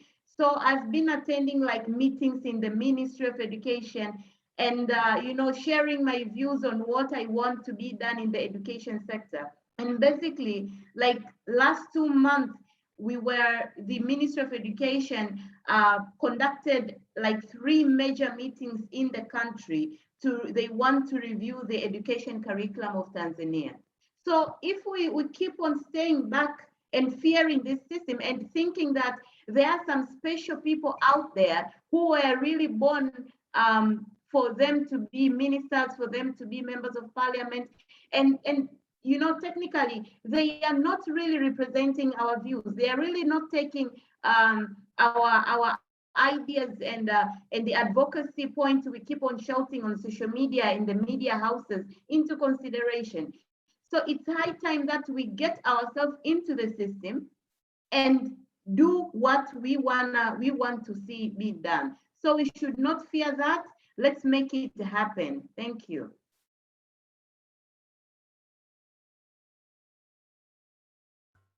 Hello?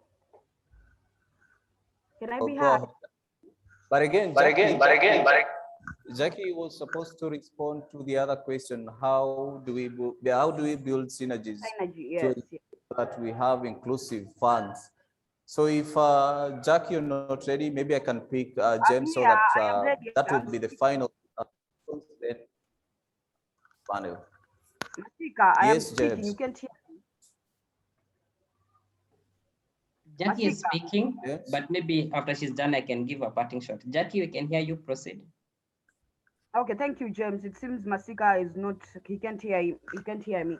So from the question that has been raised on synergy, and I congratulate Gloria from the bold move that she made. And I think that is also contributing to even this question of synergy.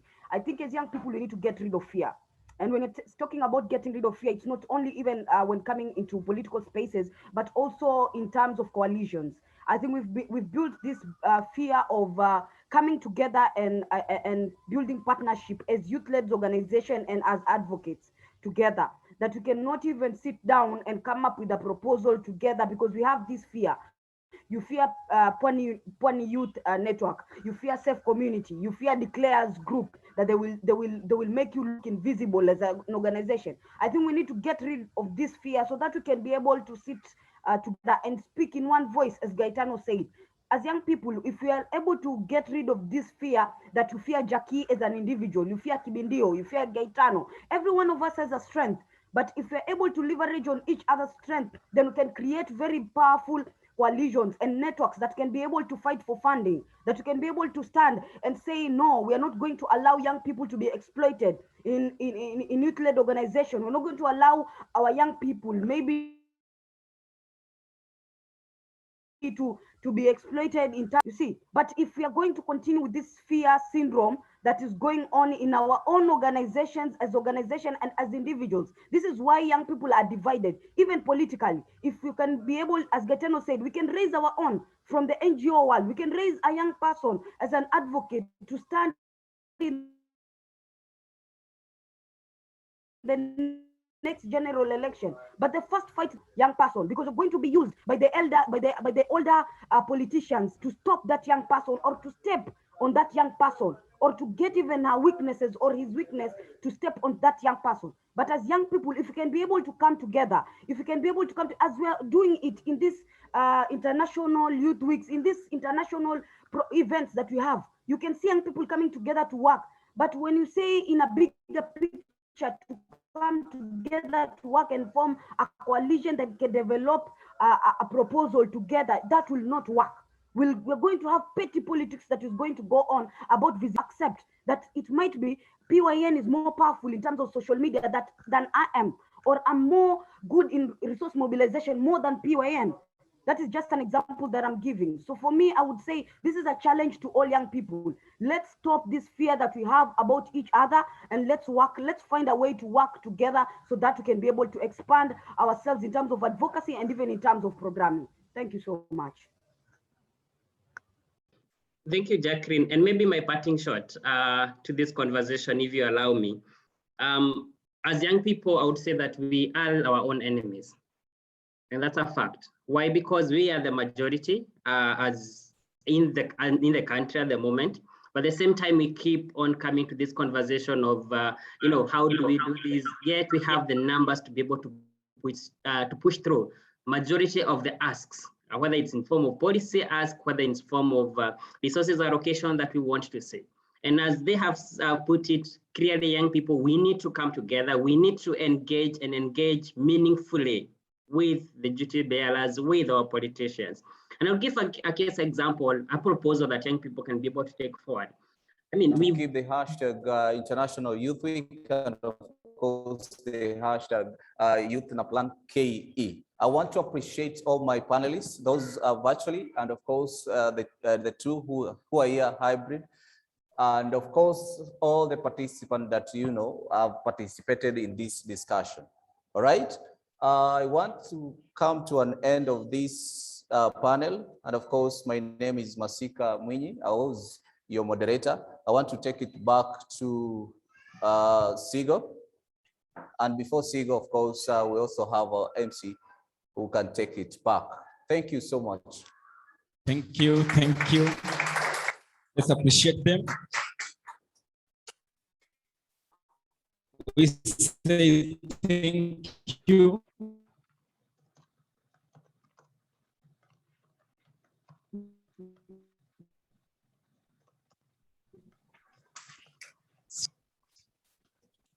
Yep.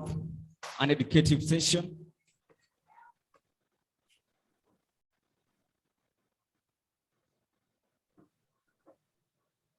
Yes, for the break, I think we're going to have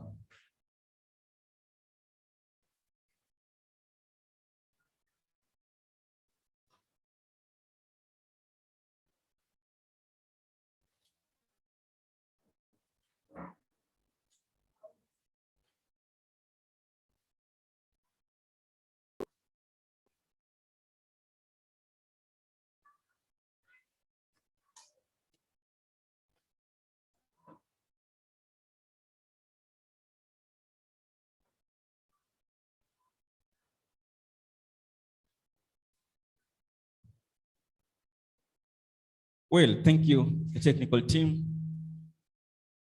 I really appreciate it. Now, it was a educative session. Tumefurahi sana hususan vijana. A good day to have such a event, because we talk about stories of change, satellite event. Remember, it's happening live on Facebook, on the network page. I also live on Zoom. So let the discussion goes on as you have been told. We'll be talking about youth-friendly centers. And as usual, as you know, youth-friendly centers, they play a big role, especially to the youths. Now, make sure ya kwamba tunapiga hii story na iendelee kuwa zaidi. Tumesikia wakisema kwamba lazima vijana wakuwe ndani, na lazima vijana pia wahakikishe kwa sauti zao zinasikika kwa hii story nzima. Make sure ya kwamba unazungumza hashtag International Youth Week, hashtag Youth na Plan KE pale Twitter. Let's keep the story moving and going. Now, because of time, I think we're gonna rush. Now, we are heading to the next. Mali, we are going to talk about website. It's a website launch. Now, without much ado, I'm going to call Team Alfred Sigo to lead us on the launching of the website. Before we move on, Alfred Sigo and the team, it's your time. Okay, so thank you so much. We won't take much of your time. We just think that it's important for us to share the site and how it looks like. So this is the name of the new website that we are coming up with. It's called Youth Na Plan Virtual Space. And it's going to be inclusive of different youth-friendly centers and what they do. It's going to link up young people. It's going to have resources. So the first page is just about the whole website, who are behind it, and what is actually happening. The second page will actually be looking at what are the available resources for young people, what can, how can they actually capitalize in. So we've linked up different partners doing different items, like there's resources for reproductive health, resources for economic empowerment, and also COVID-19 related resources. Then we also have youth voices, whereby we, through our youth podcast, we always collect voices and we try to amplify them through this site. So our podcast team will still be moving around in different counties, collecting youth voices and also using this platform to amplify them. And lastly, we've also connected the youth-friendly centers that are in Coast Region towards this portal, and we've also linked them up with the young people who are actually attached to those centers. So again, a young person can actually call and get the services that they need. So in a nutshell, we can say that this site has been made possible through the support of SLALE project and through a partnership of the organization that are working within this project in the Coast Region. So I wouldn't want to take much time in this site. I just want to say thank you so much and looking forward to our engagement. And also we have a testimony from a youth champion. You can also see that we've tried to use a lot of graphics in our site to attract young people. We've also linked these young people with health information, different achievement and economic empowerment platforms.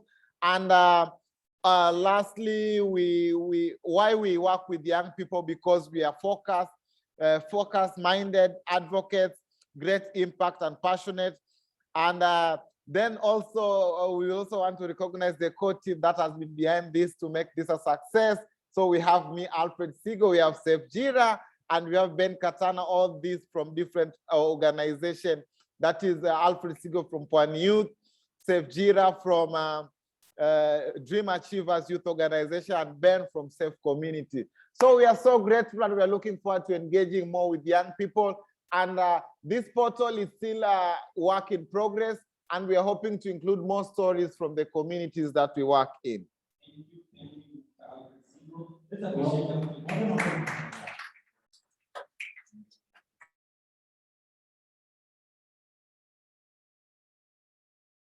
Na plan KA. Website bila shaka si ya Pwani Youth Network, website ni yetu. So let's embrace it and do the amazing job. Thank you so much. Thank you. You know, we are moving fast just because of time. Now I'm gonna call upon the keynote speakers. Yeah, the keynote speakers. Tunafunga mchezo. Lazima tufunge nao, lazima tusikie wanazungumzia nini, hususan International Youth Week ambayo ilikuwa inazungumzia the theme yao ya transforming food system. Sure. I'm going to call upon the Department of Agriculture in Kilifi. Kama ananisikia.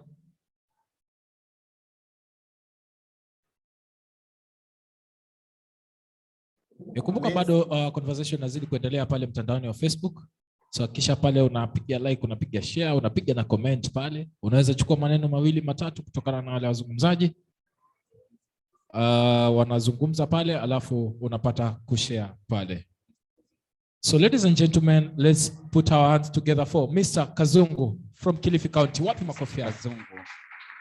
Welcome sir.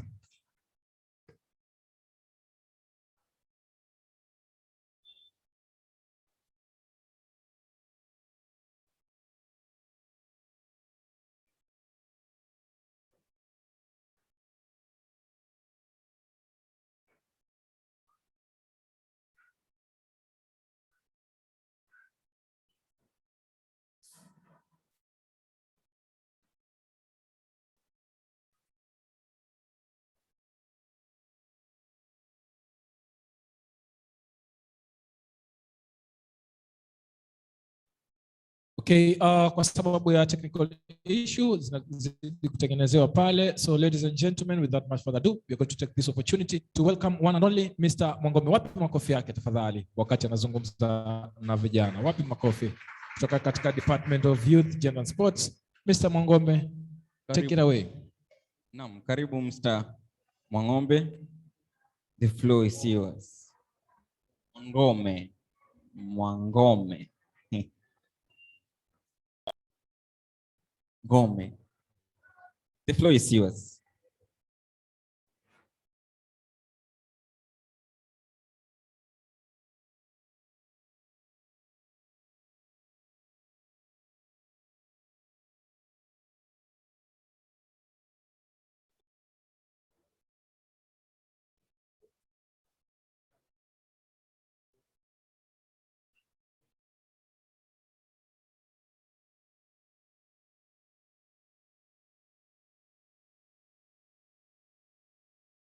Let's do it for Mr.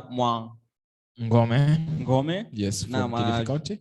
I'm here to remind you that we are talking about Stories of Change, the satellite event that's happening live on Facebook, of course, One Youth Network. And it's been a journey and a half. Yes. Almost 2 years. Young people have been advocating for actually youth-friendly centers. And just to share proudly that right now we've advocated for 4 youth-friendly centers that are really active and doing very well. And kongole sana kwa wale mavijana wote wamehakikisha kwamba tumepata actually safe space mahali unaweza enda ukapata services. You know, I was listening to the discussion and like walikuwa nasema kwamba make sure you use your bundles well. To me, of course, that is an advice from Youth Champion.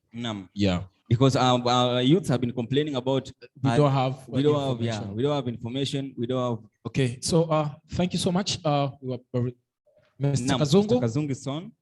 Welcome wherever you are. Take it away. Yeah, thank you. I'm around. My name is Kazungu.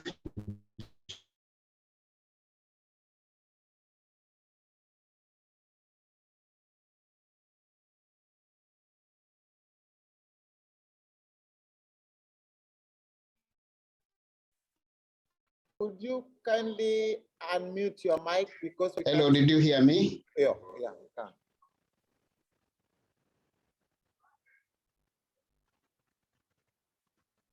It's unmuted.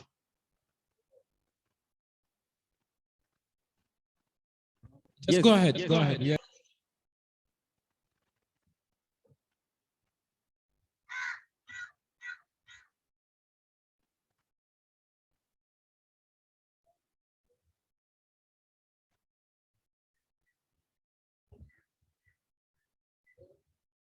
Mr. Kazungu, can you hear? Technical issues, yes. Okay, now you can. Yeah, I can hear you. Go ahead, sir. Yeah, I was introducing myself. Yes. Just it's like you can't hear me. We can hear you loud and clear. Just go ahead, introduce yourself and give us your keynote speak. Okay, so my name is Kazungu Jonathan Ngoa, from the Department of Agriculture, Livestock and Fisheries, Kilifi County. I'm the County Agribusiness Development Officer.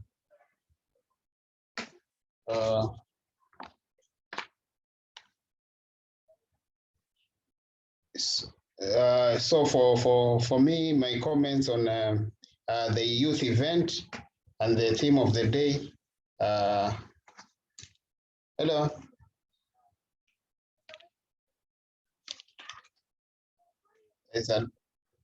Proceed, we can hear you.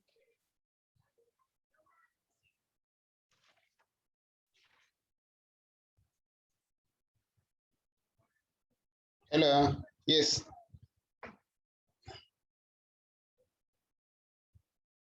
I don't know what is happening. Yes, Mr. Kazungu, can you hear us? There's a bit of a technical issue there. Stories of internet.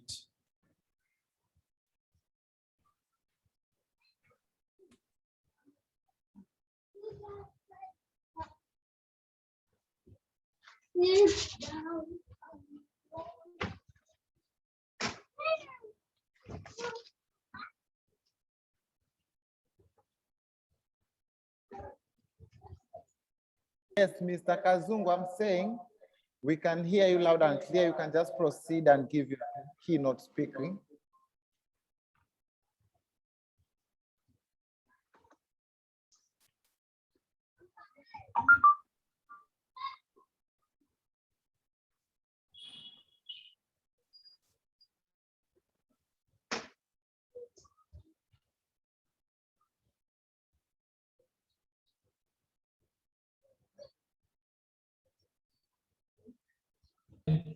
Kumbuka kwamba haya yote yameletwa kwako kwa hisani ya Courtesy of SLALE, Strengthening Local Advocacy in East Africa, na tumekuwa na washikadau wengi sana wamejitokeza siku hii ya leo.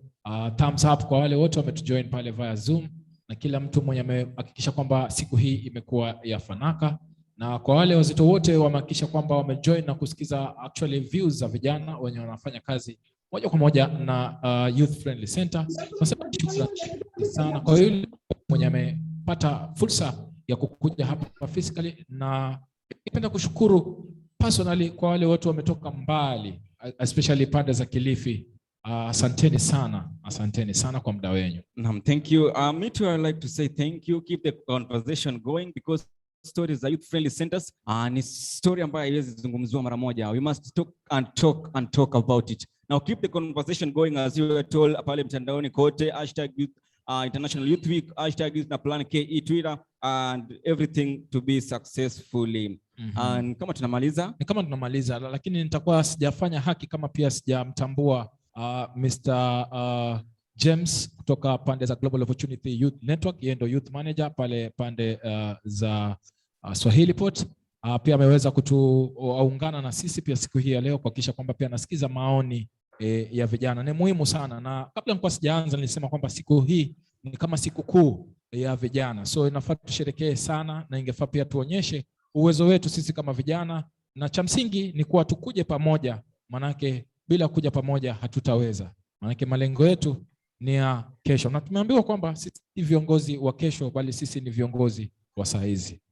I say thanks tena sana, na nashukuru technical team wale wote ambao wameweza kuifanya ikakuwa kubwa zaidi, manake bila wao pia huwa haiwezekani. So nasema shukrani tena sana, and we are out as usual. We say nothing for the youth. Kabla tujatoka, nitamkaribisha pia Bwana Alfred Sigo apate kutufungia tu kwa closing remarks zake. Wapi makofi yake tafadhali wakati anapiga mbele.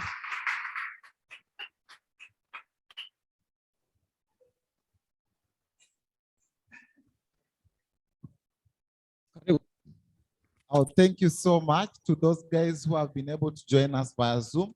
Thank you so much to those who have physically attended to this activity today. Thank you so much. To our partners who have been holding our hands, DSW, thank you so much. Most of you will say that, why are we actually doing this thing today in Bangladesh? First of all, Bangladesh is the place I was brought up in. And this is where my journey started in working with and for young people. So I'm so grateful, and I'm saying that together as young people, we can join hands and change how things are done, either locally or at the global level. To our counterparts in TZ who have been joined, thank you so much, Gloria, for joining us. I'm so grateful, and I'm looking forward to us engaging more and keeping this momentum of working together.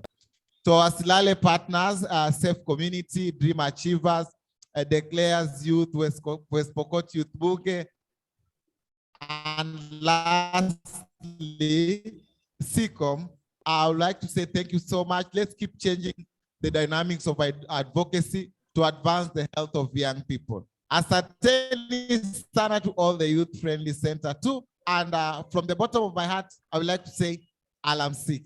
Wapi makofi, wapi makofi ya Alfred Sigo. Thank you very much for your remarks. And it's time. You also have remarks. It's about time. Yes. It's about time. Salute. See you next time. Nothing for the youths. Without the youth. Tufunge kwa kusimama na hapa ndo mahali DJ anacheza kama yeye. Hatukujudge, maana ni siku ya vijana. Asante sana. Tusimameni kama vijana. Hii ni siku kuu baba. Kofiti. Ngoma yoyote ya kufunga. Wale wa copy style ndio hii nimewatolea. Mnachukua tu na hapa kabisa kabisa. Sure. Take it away, man selector.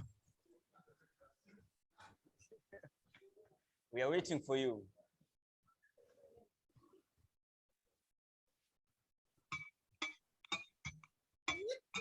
Hapo tu, hapo tu, hapo tu, hapo. Hapo tu, hapo tu, hapo tu. Hapo Gardens tuko Jaba, wengine wako Miti. Twende sasa. Leo ndo zile style tunazilaunch hapa hapa. Twende. Twende. Ni copy mimi. Twende. Twende. Left. Wengine hata left na right bado tunachanganyikiwa. Twende. Haya, changanya miguu sasa. Miguu sasa. Join hizi vitu viwili, kuna mkono, kuna miguu, kuna kusmile, smile. Aya. Kama speed inaenda mbio pia haina shida. Aya, twende. Left, right. Left style ya Raila Odinga. Cheka tu. Left, right. Left, right. Salute. Salute. Youth International Week. International Youth Salute. Jipigeni makofi tafadhali, jipigeni makofi. Mbarikiwe na ijae kwa kikapu mpaka imwaike. Thank you very much.